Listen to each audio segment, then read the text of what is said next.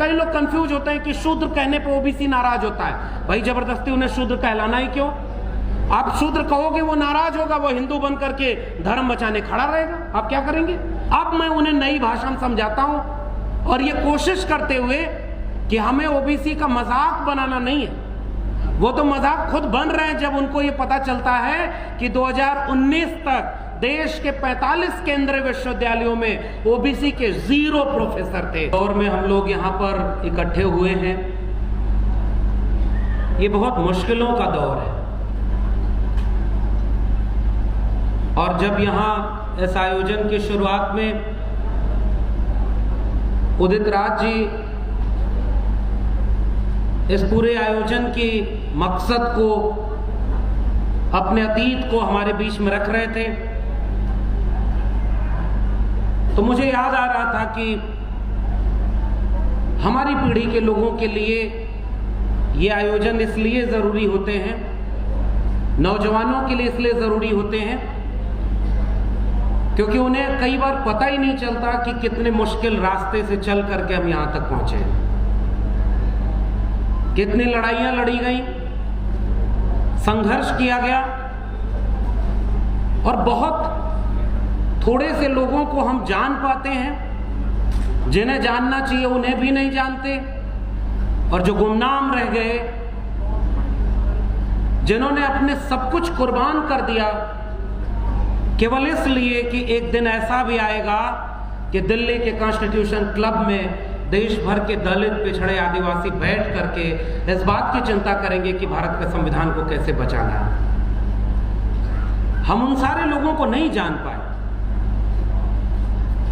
और आज वो इतिहास में मिटाया जा रहा है दो तरफ से। हमारे पहले मीडिया के साथी बोल रहे थे, उन्होंने बखूबी आपको ये समझाया कि एक दौर में मीडिया का काम होता था जनता के पक्ष में खड़ा होकर सरकार से सवाल करना, और आज मीडिया का काम है सरकार के पक्ष में खड़ा होकर के जनता के खिलाफ काम करना। इस दौर में हमारी पीढ़ियों को पता ही नहीं है दरअसल कि हमारे ऊपर कितने तरह के खतरे हैं। जो थोड़े से जागरूक लोग हैं उनमें से कुछ लोग इस परिसर में बैठे हुए हैं, और एक मुश्किल ये भी होती है कि हमारे सामने जो कन्विंस्ड है उन्हें ही कन्विंस्ड करने के लिए इस तरह के आयोजनों में हम आते हैं। आप सारे लोग जागरूक लोग हैं, लेकिन हम कौन सी भूमिका निभा सकते हैं? उन भूमिकाओं में उन लोगों को चिन्हित करें कि कौन लोग हमारे साथ हो सकते थे या किन्हें हमारे साथ होना चाहिए। इस देश में जो डॉक्टर उदित राज जी ने बात रखी, मैं वहीं से अपनी बात जोड़ रहा हूं। दलितों की 2-3 पीढ़ियां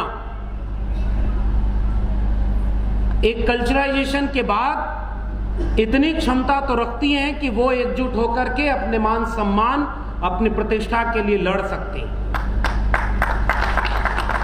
और ये इसलिए हुआ क्योंकि उन्होंने 2 काम किए, उनके साथ 2 वजह।